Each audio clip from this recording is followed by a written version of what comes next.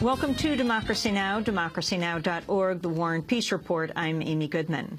A top United Nations official has said the international response to an appeal to help combat Haiti's growing cholera epidemic has been completely inadequate.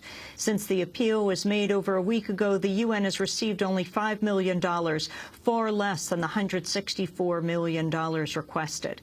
Nigel Fisher, the UN's humanitarian coordinator in the country, said critical supplies and skills are urgently needed to deal with the epidemic, which has killed over 1,200 people and infected at least 20,000.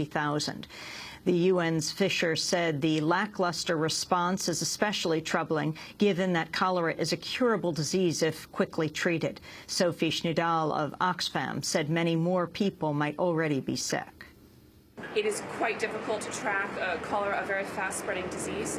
At the same time, Haiti's rural areas are terribly underserved by healthcare clinics, hospitals, etc., and we can assume that many, many people are suffering from cholera and not getting to hospital. The figures today are around 20,000 cases, I believe, but most of us agree that it's going to be far higher, and I think the government also knows that it's higher than that. Mireille Truby, a Haitian doctor with UNICEF, said more aid is urgently needed in Haiti.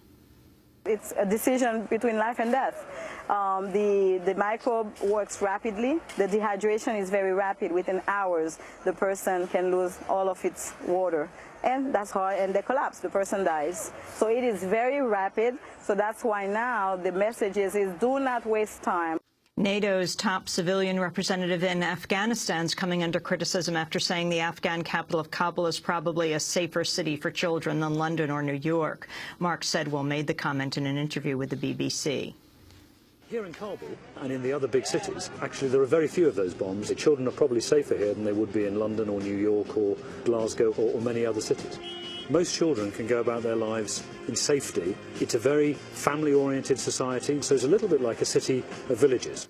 Justin Forsyth, the head of Save the Children, said Mark Sedwill's comments were wrong or misleading. Forsyth said, quote, Afghanistan's the worst place on earth to be born a child. 1 in 4 children living there will die before they reach the age of 5. Last year was the deadliest for children since late 2001, with more than 1,000 killed because of the conflict. Over the weekend, NATO nations signed an agreement to start turning over Afghanistan's security to its military next year and give local forces full control by 2014. Despite the 2014 deadline, President Obama acknowledged U.S. troops will likely remain in Afghanistan for many more years. My goal is to make sure that by 2014 we have transitioned. Afghans are in the lead, and it is a goal to make sure that we are not still engaged in combat operations of the sort that we're involved with now. Certainly our footprint will have been significantly reduced. But beyond that, it's hard to anticipate exactly what is going to be necessary to keep the American people safe as of 2014. I'll make that determination when I get there. In other news from Afghanistan, a new public opinion poll of young Afghan men in Kandahar and Helmand provinces has been released by the International Council on Security and Development. The poll found 92% of young men in those regions knew nothing about the September 11th attacks. 40% think NATO forces are there to destroy Islam or Afghanistan itself. 61% believe Afghan national security forces won't be able to cope without international support. 56% suspect Afghan policemen are helping the Taliban.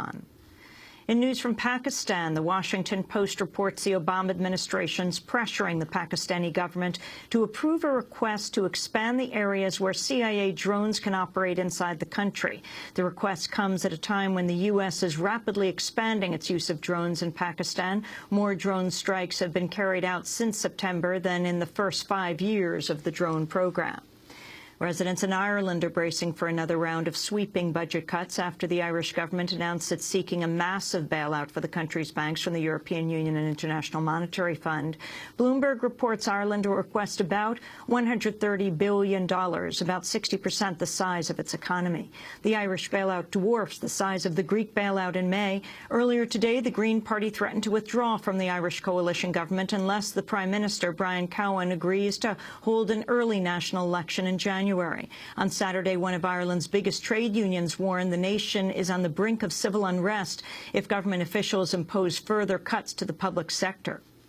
Residents of Dublin have already taken to the streets to oppose the bank bailout. This is bad for all Europeans, I would say all European ordinary people, because if they can do this here in Europe and Ireland, they can move to other countries, and the IMF will systematically move to countries in Europe, impose stringent cuts, impose privatisation, impose things that ordinary people do not want across these countries, and people will have no democratic mandate to change that. In other economic news, billionaire investor Warren Buffett has told ABC News the rich should be paying a lot more in taxes and that the Bush-era tax cuts for the wealthy should be left to expire at the end of December. During the interview, Buffett also dismissed Republican arguments that letting tax cuts expire for the wealthy would hurt economic growth. I think that people at the high end, people like myself, should be paying a lot more in taxes. We have it better than we've ever had it. They say you have to keep those tax cuts, even on the very wealthy, because that is what energizes business and capitalism. The rich are always going to say that, you know, just give us more money and we'll go out and spend more, and then it'll all trickle down to the rest of you. But that has not worked the last 10 years, and I hope the American public is catching on. The Senate has unanimously approved 2 multi-billion-dollar settlements to resolve long-standing lawsuits over the mismanagement of Native American land trusts dating back to the 19th century and discrimination complaints filed by African-American farmers against the Agriculture Department. $3.4 billion will be paid out to more than 300,000 Native Americans to settle claims over unpaid royalties on seized lands. Black farmers will receive just over $1.1 billion. The chief of the Transportation Security Administration, John Pistole, responded Sunday to the mounting criticism of the agency's use of full-body scanners and physical pat-downs for passengers who object to the scans. In an interview on CNN, Pistole defended the agency's policies. What's over the line? What's over the line? All those things were fine. You saw a woman whose breasts were being felt. You saw a man who's, had another man's hand in his crotch. What's over the line? I think that's for the public to help inform that discussion. Clearly, if we are to detect terrorists who have, again, proven innovative and creative in their design and implementation of bombs that are going to blow up airplanes and kill people, then we have to do something that prevents that. The top U.S. envoy to North Korea said today revelations that Pyongyang had made rapid advances in enriching uranium was a provocation, but he insisted it's not a crisis. On Saturday, a U.S. scientist specializing in nuclear energy revealed North Korean officials had given him a tour of a previously undisclosed uranium enrichment plant. The highly sophisticated plant had over 1,000 centrifuges. The scientist, Siegfried Hecker of Stanford University, said the facilities appear to be designed primarily for civilian nuclear power, but he added the plant could be converted to produce highly enriched uranium bomb fuel. U.S. envoy Stephen Bosworth spoke in Seoul after meeting South Korean officials. This is obviously a disappointing announcement. It is also another in a series of provocative moves by the DPRK. That being said, this is not a crisis. We are not surprised by this. The World Wildlife Fund is warning wild tigers could become extinct in 12 years if the animals are not protected. Only about 3,200 tigers remain in the wild, down from 100,000 a century ago. A global summit on saving the tiger opens Sunday in St. Petersburg. This is World Bank President Robert Zoellick. Well, the tiger is what is referred to as an umbrella species. And what that means is if you save the tiger, you're also going to have to save its prey populations, and you're going to have to preserve the biological diversity of its habitats. So by saving the tiger, you save a lot more than the tiger. The conference took place in St. Petersburg, Russia. In Georgia, thousands of people protested Saturday outside the gates of Fort Benning to call for the closure of the military training center formerly known as the School of the Americas. 26 people were arrested, including a news team from the international TV network Russia Today, or RT. The school, now known as WISC, or the Western Hemisphere Institute for Security Cooperation, is used to train Latin American soldiers in combat counterinsurgency and counter-narcotics. And the mayor of London has sent a message to former President Bush to stay away from Britain and other European countries during his book tour because he could face arrest as a war criminal for authorizing the use of torture. Mayor Boris Johnson wrote about the possible arrest of Bush in the Daily Telegraph. He wrote, quote, "Of course, we're told this scenario is unlikely.